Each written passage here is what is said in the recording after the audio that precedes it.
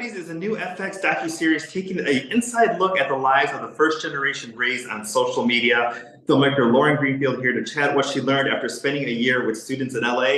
Lauren, thank you so much for your time today. Thank you for having me. Was there a certain result or outcome that you expected, and were you surprised at what the kids were actually going through? I mean, I didn't know what to expect in the beginning. And the way I work, I try to keep a very open mind in the beginning and see what comes out. I designed this as a kind of documentary social experiment where, in addition to filming a group of teenagers in their lives, I was also recording what was on their phones as we were filming. And so we could really look at how it impacted them over a 1 year period. Was there a difference in what they're consuming versus the content that they were producing? I mean, yeah, I think there is a big difference in that. And some of the kids were not even necessarily producing. I tried to pick a very diverse group where there were some teenagers that were entrepreneurs. One had a party business and a fashion business. One was a musician. One had a podcast. But one kid, Jonathan, just read the news and didn't post at all about himself. So it was a very diverse group, but we could see over the course of the year that many of the problems of teenage life were amplified and that they actually shared many of these problems. I mean, because you think about, I want to go through a couple of them as far as like body image, bullying, becoming an adult, way too fast. I feel like these are all amplified on social media. Usually these took place, in schools or, during like sports, or something where it was social. Now these are just isolated or instances where, all the kids are isolated.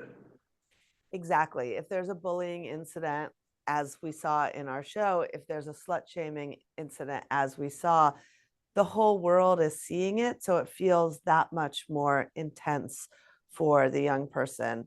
If there's a fight, everybody sees it. And I think there's this feeling like teenage years are supposed to be about learning. Part of learning is making mistakes, and yet the mistakes are immortalized on this medium. So I think it feels like the stakes are very high. Everybody's kind of the star of their own show.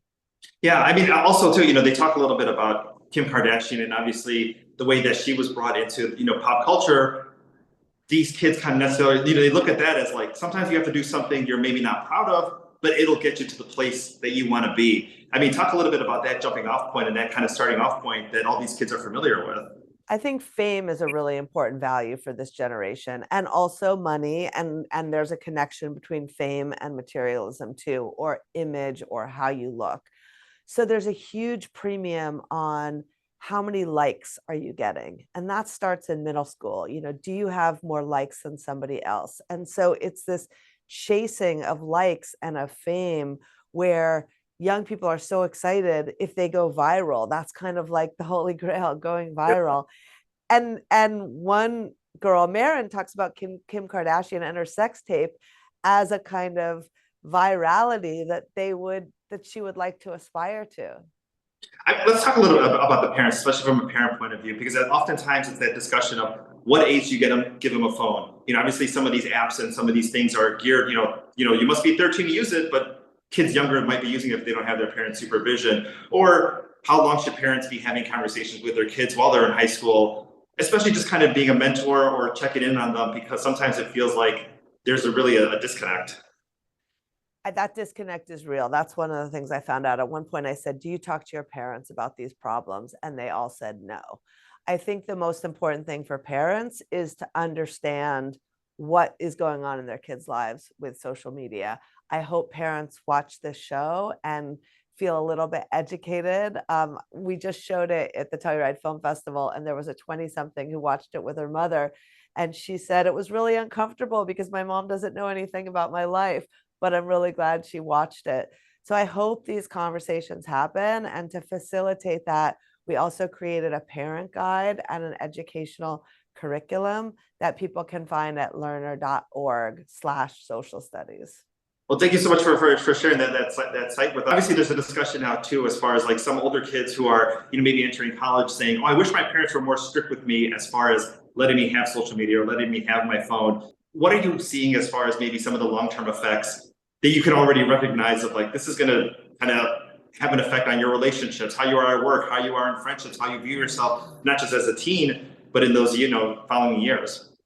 First of all, I think for young people, they shouldn't blame themselves or their parents, and same with the parents. I think that none of us knew what was happening. And Sydney, one of the kids of the show, calls this the guinea pig generation. And I think, we see a lot of loving, caring parents in the show who also are completely clueless about what's going on in this social media world. So I think that we've seen the kids in the show tell us there are a lot of mental health harms. And I think we need to take that seriously. We see Sydney go from high school to college and have some of the same problems on social media that she had in high school, thinking she was moving beyond that. Yeah. Honestly, I think we see adults dealing with this addiction as well. And I hope it's useful for adults too, who see the young people as kind of very honest, transparent versions of themselves. I think that the tech companies make these apps to be addictive. That's how they're designed. And we need to hold them accountable. This is so fascinating. I want everybody to go ahead and watch the series. I wish I had another 3 hours to chat with you because I have 1,000 more questions. But Lauren, thank you so much for your time today. Social Studies, the docuseries begins September 27th on FX. Thank you. Thank you.